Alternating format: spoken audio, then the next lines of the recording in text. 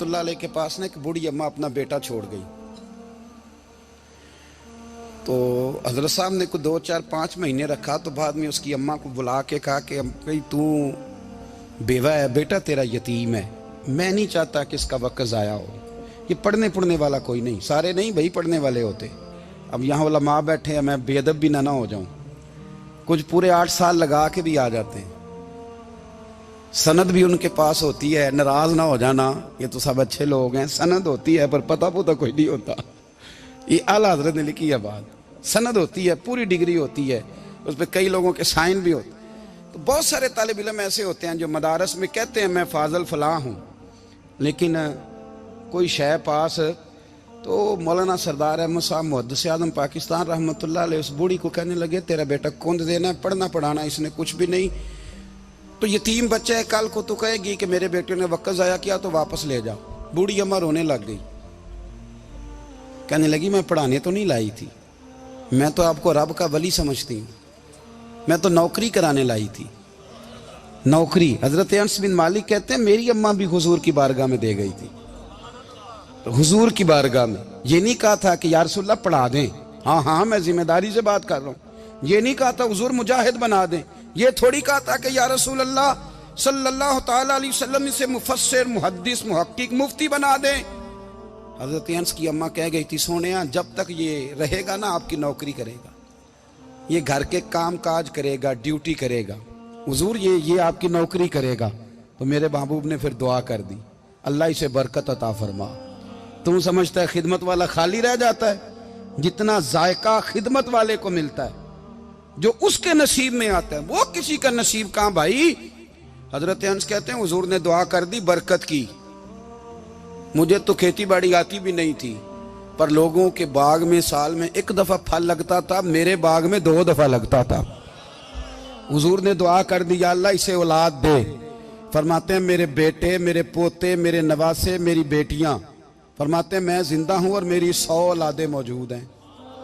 परेशान हो गया 100 सुन के कि बच्चे 2 ही अच्छे, 100 औलादे मेरी मौजूद हैं। हजरत अनस बिन मौलाना सरदार अहमद साहब के पास ना छोड़ गई बच्चा, कहने लगी हजरत जी मैं को पढ़ाने के लिए थोड़ा छोड़ गई हूँ, मैं तो इसलिए छोड़ के गई हूँ कि आप मेहरबानी करें खिदमत कराएं। तो हजरत जी कहने लगे कोई ऐसा काम ही नहीं, खिदमत वाला क्या कराऊं। कहने लगी पट्ठे पवा लिया करो जी।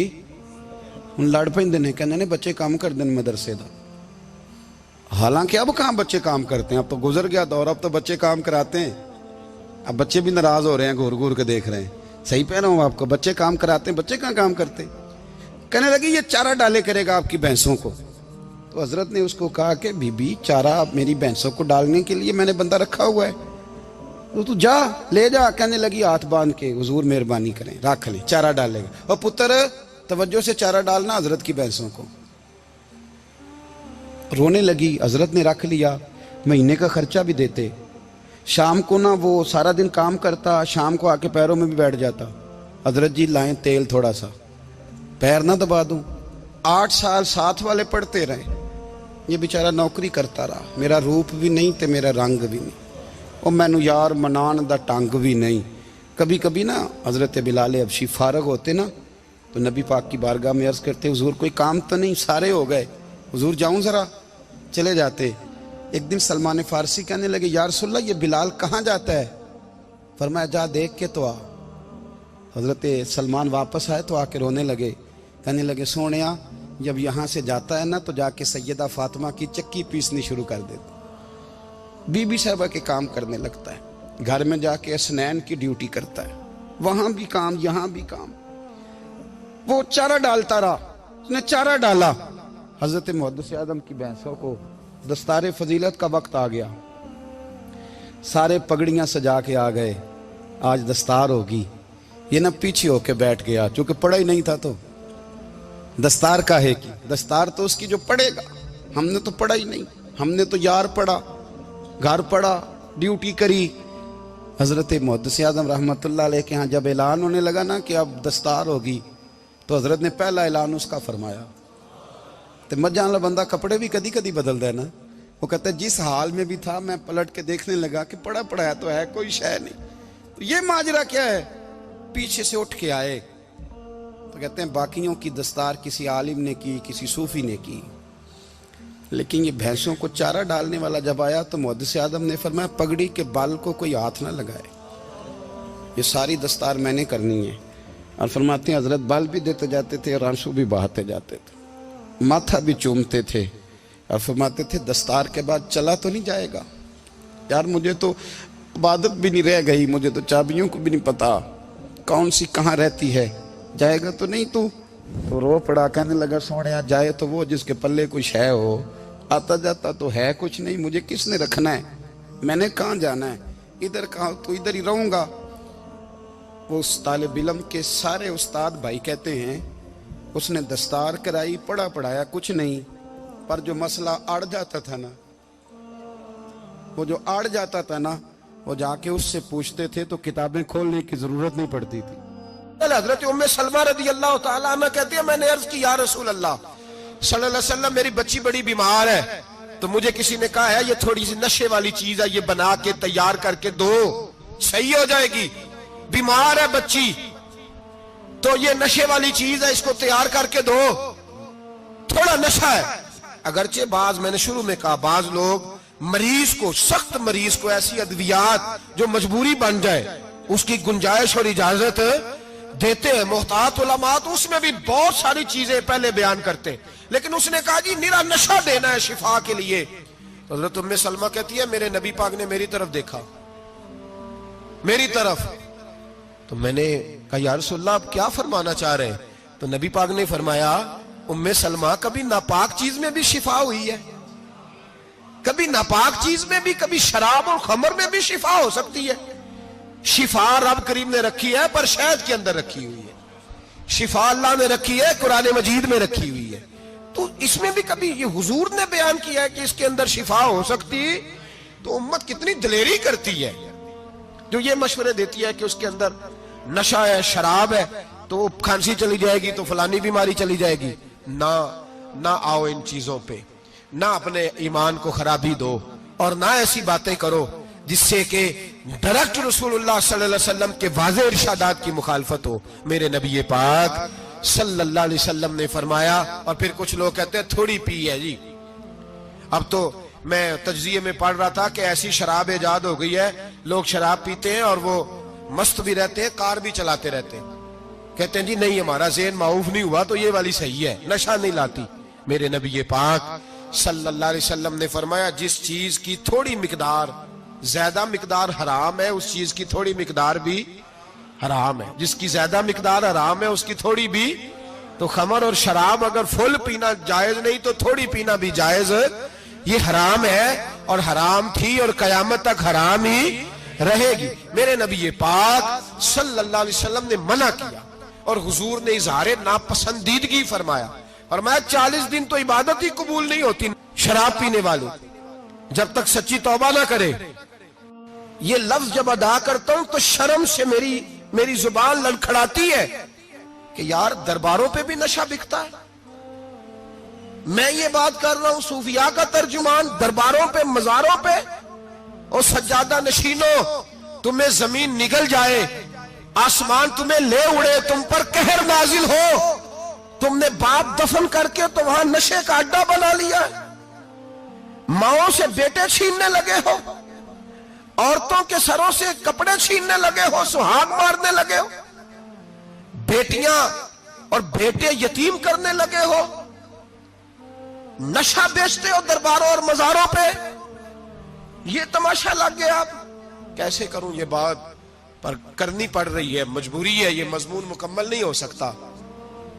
बंद कर दे वो दरबार, हमें नहीं चाहिए जिन दरबारों पे नशा बिकता है। मैं जिम्मेदारी से कह रहा हूं, बात रिकॉर्ड हो रही है। जूते की नोक पे वो सज्जादा नशीन जो उम्मत को ड्रग्स देता है, वो सज्जादा नशीन का डेरा नहीं, वो गंद का अड्डा है, वहां से फैज नहीं मिल रहा, उम्मत की तबाही हो रही है। बता दो, फैला दो, इसको एतराज करना है करो। मेरे रसूल पाक सैयद आलम सल्लल्लाहु ताला अलैहि वसल्लम का दीन जरूरी है, किसी पीर की सज्जादगी जरूरी, बोलिए सज्जादगी जरूरी। बड़ी जिम्मेदारी से कह रहा हूं और नुमाइंदगी कर रहा हूं अपनी जमात की। ना हमारे बुजुर्गों ने कल इसकी हिमायत की थी, ना आज करते हैं, ना कयामत तक करेंगे। बंद कर दे वो दरबार और मजार। बुजुर्ग दुनिया में ये काम करने आए थे और हमारी सोच इतनी गिर गई है, इतने हम कमजोर हो गए। कहते हैं जब उसको चढ़ जाती है तो फिर बड़ी मार्फत की बातें सुनाता है। तुझे शर्म नहीं आई है लफ्ज कहते हुए? अब नशई तुझे मार्फत सिखाएगा? अब तू शराबी से, भंगी चरसी से दीन सीखेगा? कहते हैं उसने पी हुई थी, चढ़ी हुई थी, बात कर दी तो मेरा काम बन गया। इतनी गंदी और मैली सोच साहिब ईमान की होती है। तो अब नशइयों से जाकर दुआएं कराएगा? सुन, मेरे नबी पाक सल्लल्लाहु अलैहि वसल्लम ने फरमाया जो शराब पी ले, नशा कर ले, उसकी तो 40 दिन तक इबादत रब कबूल नहीं फरमाता। तू कहता चढ़ी हुई थी तो उसने दुआ कर दी, तुझे शर्म ही नहीं आई बात करते? हया ही नहीं किया तूने जुमला बोलते? ये कुछ तसव्वुफ और तरीकत है? जाओ उठा के ले जाओ। ऐसी कोई तसव्वुफ और तरीकत हमें नहीं चाहिए। हमें वो वाली तरीकत चाहिए जिसमें खुदा के कुरान की बात होती है और मोहम्मद मुस्तफा के फरमान की बात होती है सल्लल्लाहु अलैहि वसल्लम। तो भाई याद रखो, ये कोई तरीका नहीं। एक मजार है, मुझे एक साहब कहने लगे आ जाए यहां भी फातिहा पढ़े। मैंने कहा यहां क्या है? कहने लगे थे तो बाबा जी नशा वशा करते, पर अब सुना है लोगों की मन्नतें बड़ी पूरी होती हैं। मुझे जज्बात बड़े कम आते हैं। मैंने उस आदमी को गिरेबान से पकड़ लिया, मैं इधर हट, वो तो नशा करता था और तू जाता था, तेरी ये कैसे ताकत हुई? तूने मुझे मशवरा दे दिया? तू हमें कमजोर समझता है? हम कमजोर ईमान के लोग हैं और मैं यहां तुझे कहूंगा नहीं नहीं मैं यहां नहीं जाता, मैं वहां जाता हूं। बिल्कुल कोई लगी लिपटी बात नहीं, खरी बात। तसव्वुफ वो, दरबार वो जहां कुरान पढ़ा जाए और रसूलुल्लाह की हदीस सिखाई जाए, बाकी कोई मतलब नहीं किसी किस्म का। मैं दाता साहब कभी जाऊं ना जलसा करने किसी काम से, किसी तकरीब में, तो मैं दाता साहब के मजार पे नहीं जाता। मैं कहता हूं यार ये जराना नहीं कि बंदा किसी काम आया था तो फातिहा पढ़ ली, वापस चलो। गखड़ से स्पेशल आएंगे दाता साहब के मजार पे हाजिरी देने, और मेरे संगी गवाह हैं कि मैं स्पेशल टाइम निकाल के बहुत सारे काम छोड़ के स्पेशल जाता हूं। और मैं मुराद मानने नहीं जाता, मैं दाता साहब का शुक्रिया अदा कर दे जाता हूं। मैं उनसे कहता हूं हुजूर आपकी मेहरबानी, आप यहां आए तो हमारे बड़े भी रसूलुल्लाह के गुलाम बन गए। मैं तो सलाम अकीदत पेश करने जाता हूं। हम मज़ारात पर जाने के कायल नहीं, बल्कि हमारी तो अकीदत का दर्जा ही मुकम्मल नहीं होता जब तक हम मजार पे सलाम ना करें। पर मजार दाता साहब का, मजार ख्वाजा मोइनुद्दीन अजमेरी का, मजार गौसे आजम जेलानी का, मजार मुहद्दिस आजम मौलाना सरदार अहमद का, मजार औलिया का, मजार मियां शेर मोहम्मद शरफपुरी का, मजार रब करीम के बंदों का। भंगियों चरसियों के मजार नहीं होते और नाम इन मजारात के कायल है, बिल्कुल कायल नहीं हम। मैं थोड़े दिन पहले लाहौर गया था तो मैं कार में मियां साहब मियां शेर मोहम्मद शरफपुरी का जिक्र कर रहा था। मैं अपने दोस्तों से कह रहा था यार बहुत बड़ा बाबा हुआ है। तो मुझे कहने लगी करामत क्या है? मैंने करामत यह है कि सारी जिंदगी सुन्नत का दर्स दिया है। तो मुझे कहने लगे आप कभी गए नहीं? मैंने कहा मैं स्पेशल गया था और थोड़े दिनों के बाद प्रोग्राम बनाऊंगा तो मैं साथ लेके जाऊंगा। हम मजारात के कायल है, हाजरियां देंगे मजारों पे, लेकिन भंगियों चरसियों के मजारों पर जाने के कायल है, जोर से बोले, यहां जाने के कायल है, कोई अकीदा नहीं है हमारा। नशा बिकेगा अब मजारों पे, अब ये तसव्वुफ होगा वहां, ये तरीकत होगी। और मिल्लत पर रहम खाओ खुदारा। अगर तुम्हारे कौमी इदारे कहते हैं रिपोर्ट करने वाले कि 70 लाख पाकिस्तानी नशा करता है, तो क्या तुम्हें यह नहीं पता कि नशा बेचता कौन है? क्या तुम्हें यह नहीं पता कि ड्रग्स का कारोबार कौन करता है? अगर तुम्हें यह पता है तो क्या यह खबर नहीं तुम्हें कि इन रगों पर यह खून उतारता कौन है? मैं अपने बुजुर्गों से माजरत के साथ, नशे का आगाज, नाराज तो नहीं हो जाएंगे बुजुर्ग? नौजवानों को मैं लताड़ लेता हूं, लेकिन बुजुर्गों की इज्जत करना सुन्नत है। तो मैं बुजुर्गों से माजरत के साथ, ये यूं समझ लिए खूगरे हमद से थोड़ा सा गिला भी सुन ले।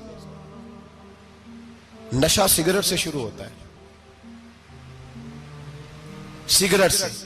मैं तंबाकू को हराम नहीं कहता, ये फतवा नहीं दे रहा।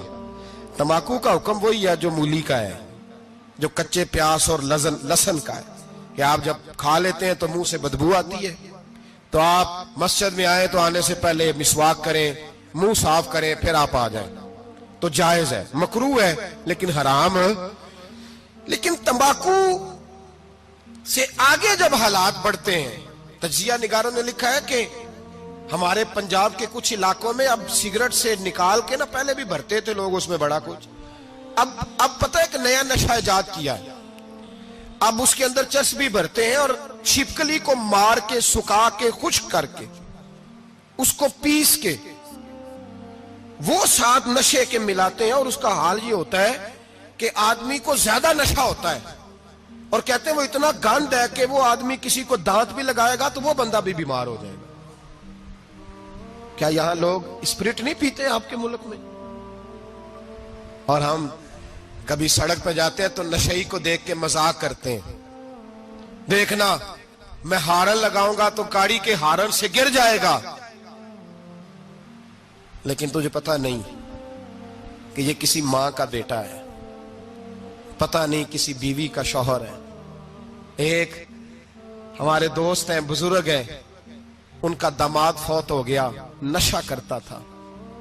तो मैं ताजियत करने उनके घर पहुंचा तो खड़े हो गए हाथ बांध के, कहने लगे हजरत साहब बाकी सारियां गल्लां छड़ दियो, सिर्फ नशे ते तकरीर करया करो।